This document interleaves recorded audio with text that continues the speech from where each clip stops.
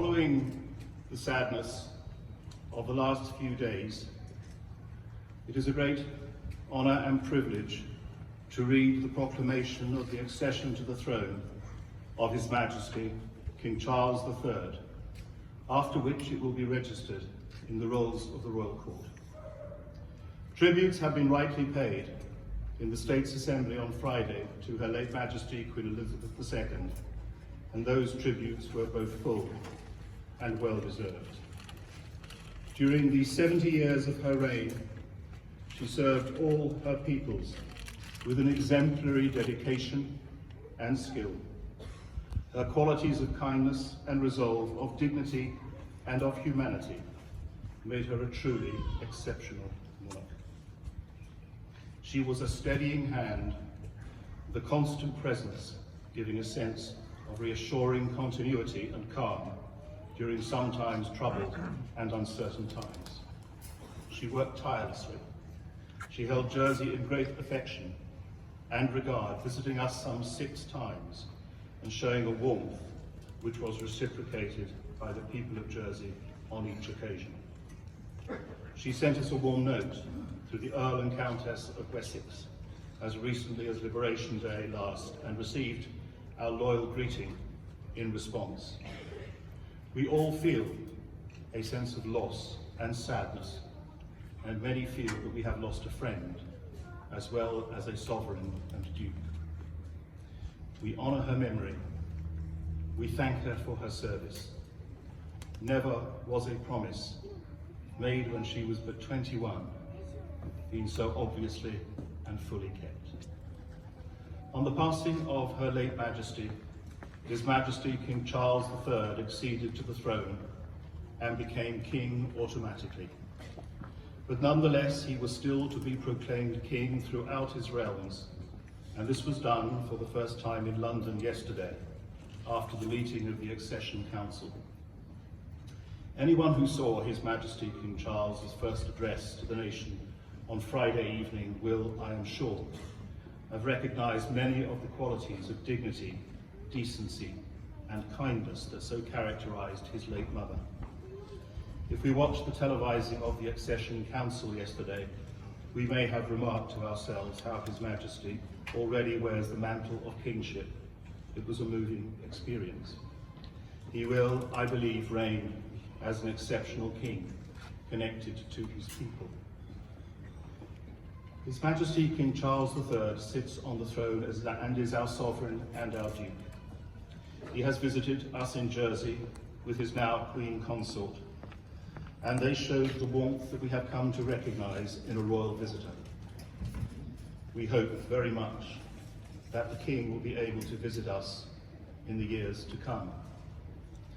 The last time a Charles was proclaimed king in Jersey, 373 years ago, the circumstances were very different. King Charles II succeeded his father, King Charles I, who had been executed in London. He, King Charles II, was first proclaimed king in Jersey fully 10 years before he was so proclaimed in England, with those who did so assuming a great personal risk. In line with more recent tradition, we proclaim the accession of His Majesty King Charles III following the proclamation in London. Our connection and link to the crown is as deep and important to us as ever. I, and most here, were not born when there was last such a proclamation, and we are connected to what has passed by our participation in an almost timeless ritual of transition and of continuity. It is now my honour to read the proclamation of accession. Whereas it has pleased Almighty God to call to His mercy our late Sovereign Lady Queen Elizabeth II of blessed and glorious memory, by whose decease the crown of the United Kingdom of Great Britain and Northern Ireland is solely and rightfully come to the Prince Charles Philip Arthur George. We, the bailiff, deputy bailiff, officers of the Crown, Dean of Jersey, jurats, members of the States Assembly, and the people of Jersey gathered here today, in accordance with the law of Jersey, Therefore do now hereby publish and proclaim that the Prince Charles Philip Arthur George is now, by the death of our late sovereign of happy memory, become our only lawful and rightful liege lord, Charles III, by the grace of God of the United Kingdom of Great Britain and Northern Ireland, and his other realms and territories King, head of the Commonwealth, defender of the faith, to whom we do acknowledge all faith and obedience with humble affection, beseeching God, by whom kings and queens do reign, to bless his Majesty our Duke, with long and happy years to reign over us. God save the King. God save the King.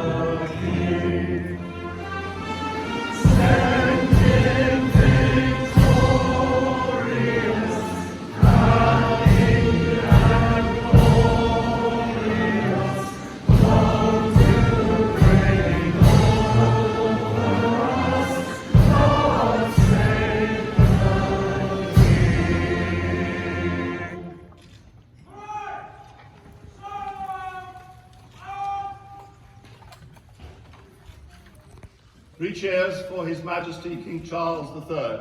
Hip hip! Hooray! Hip hip! Hooray! Hip hip! Hooray!